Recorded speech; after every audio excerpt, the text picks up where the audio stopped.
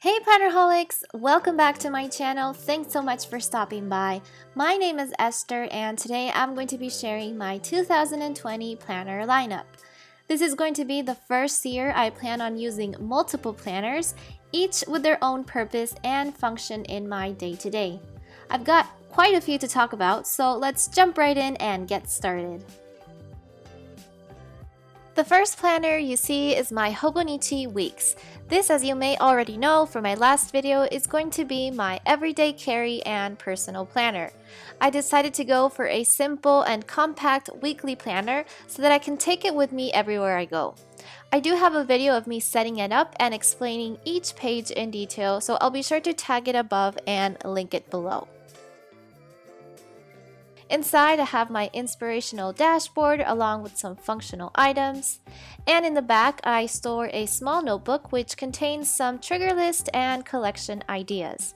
I also keep some spare stickers and some empty tabs in case I need to index anything. And I also keep my handy Hobonichi stencil, which I use every single day. Something that I've added since my setup video is this yearly sticker set in the front. This is from My Style Planner. As you can see, it has some foiled touches along with the monthly side tabs that also have some foiling in them. I plan on using this spread to keep a log of my vacation and sick days from work. As for this habit tracker, I still haven't used it for anything. I'm not sure if I'm going to use it at all. As for my monthly pages, as you can see, I've set them all up, and in here I keep a log of my appointments and holidays. As for the weekly spreads, these started in the last week of November, so I've already started using this planner for a full month before the new year started. I keep track of my weekly to-dos, some habits, sometimes I'll do a shopping list. So this is very functional planner, and I haven't even used the back pages yet, which is where I plan on doing some brain dumps and some lists, but I'll keep you updated on that. The next planner I'll be using is the A6 Hobonichi Techo. I have it stored in this mint cover with the Nonohana cover-on-cover design. And this planner will be used as my creative daily journal. I haven't done much to the setup yet except place some stickers in the front cover just to make it more interesting. These two big ones are from a Harry Potter vinyl sticker set which I got for Christmas. I love them so much. They have a clear border and are extremely good quality. In the first page, I also glued down this beautiful foiled die cut, which I also bought from My Style Planner, along with the gorgeous pastel rainbow foiled monthly tabs. I adore how these look on the side, and they really add a touch of color to the planner. The first set of pages are not filled out. I'm still kind of deciding if I'll use them or not. But what I want to focus on are the daily pages. As you can see, I've already written down some daily highlights on post-it notes. And what I want to do is use these pages to record my highlights and musings of the day. Last year, I used the Hobonichi Avec books as my planner and took the habit of writing down small moments and thoughts for my everyday. So I thought for this year, I could dedicate the entire notebook just for journaling and use it in a creative way by adding stickers, photos, drawing doodles, and so forth. I want to get this planner nice and chunky and full of memories. Also, I'm planning on filming a flip through of these two Avec books from 2019, so make sure you subscribe to this channel and stay tuned for that. This next planner is a weekly day designer for Blue Sky planner. I have been using this since July of 2019 as my work planner. It is an 8.5 by 11 size. I really wanted a bigger size planner that had a monthly and weekly view to use for my desk job, so I had my sister bring it over for me this summer. I believe she bought it at Staples or Target, I'm not sure. It is really flexible and minimal, and I always keep it at work, but I thought I should share it here since it is part of my planner lineup. This is what the monthly calendar looks like. It's nice and big and it starts on a Sunday. Because I don't work on the weekends, I decided to section off the calendar from Monday to Friday, and that way I could use up all the space to my advantage. This is what it looks like after I've made my personal changes. I used an edding marker to really pop the calendar section. To give you some background, I work at a distribution company and I'm in charge of placing the international orders. So over on the right column, I keep a log of when I need to check stocks for certain suppliers. And on the left, I wrote out the week number and I use it to note down when I need to claim orders, if I have to make any payments or organize shipments. As for the task list on the very edge, I use that to track the shippers we hire and the order weight and dimensions so we know what to expect. This is extremely helpful and functional for me to know what is going on at a glance and to keep track of all the orders. The weekly pages in this planner also have a really great setup. Each day is sectioned off in 2 columns, one for notes and the other with a task list.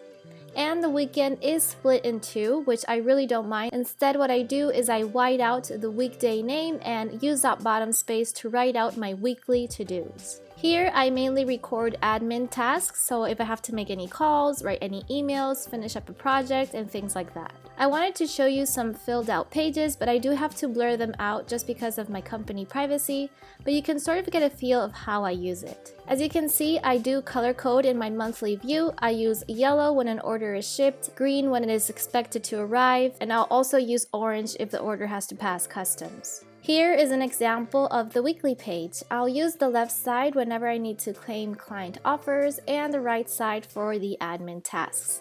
I also like to include random post-it notes for special reminders that might need to be moved around. So this is kind of a quick glance at my work planner, which is, like I said, really useful for me. I like the fact that it is spiral bound so I can bend it back for a more comfortable use. And it also includes a Today tab to mark my current week. The next planner I'm going to talk about is the one I'm most excited for. I have repurposed a Hobonichi A5 plain notebook and created my own version of the Cultivate What Matters Powersheets planner to keep my yearly goals in check. It's no surprise that I'm a Hobonichi fan and any excuse to write on Tomy River paper is valid for me. So I downloaded a few images from Laura Casey's website to use as my cover and to decorate my inside cover and first page. That way I can really get that Powersheets feel without it being the original thing. It actually took me quite a few months to put this together. It was a time-consuming project, but by watching a bunch of reviews and flip-throughs on YouTube, I managed to create the exact same Powersheets method with a few personal adaptations. I love the way it looks and how handmade it is, but I'm not sure I would do this again for next year. If the system works out, I will probably invest in the original planner.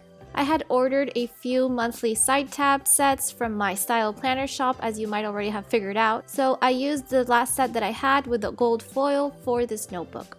I have been really looking forward to trying out this goal tracker system simply because each month there's a lot of review and reflection questions, and that's something I've been wanting to incorporate in my own planning system. Hopefully it's something that I can keep up with and will actually help me accomplish my goals.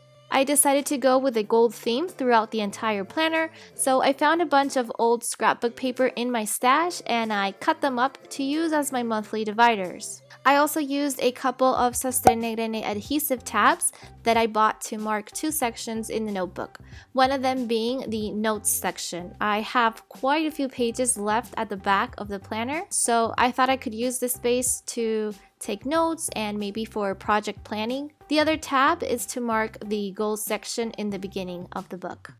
And so this is my goals planner. I already love how chunky and well-loved it feels. And last but not least, I have this Kinbor weekly planner that I'll be using as my health and wellness planner. I've talked about this before as a cheaper alternative to the Hobonichi weeks, so I'll be sure to link the video above and below for you to check out. I recently watched April's lineup video and felt really inspired by her health planner. And because I've had my own small hiccups in the last year, I thought it would be the perfect opportunity to use this book and better track my well-being for 2020. I've placed a Hobonichi clear cover-on-cover to protect the planner, as well as to have some pockets in the inside. And I also have the monthly tabs at the back, but I've yet to set it up. This planner is undated and has monthly and weekly pages just like the Hobonichi weeks. I'm thinking I'm going to use the monthly pages to keep a log of my doctor's appointments and checkups just to know when was the last time that I went.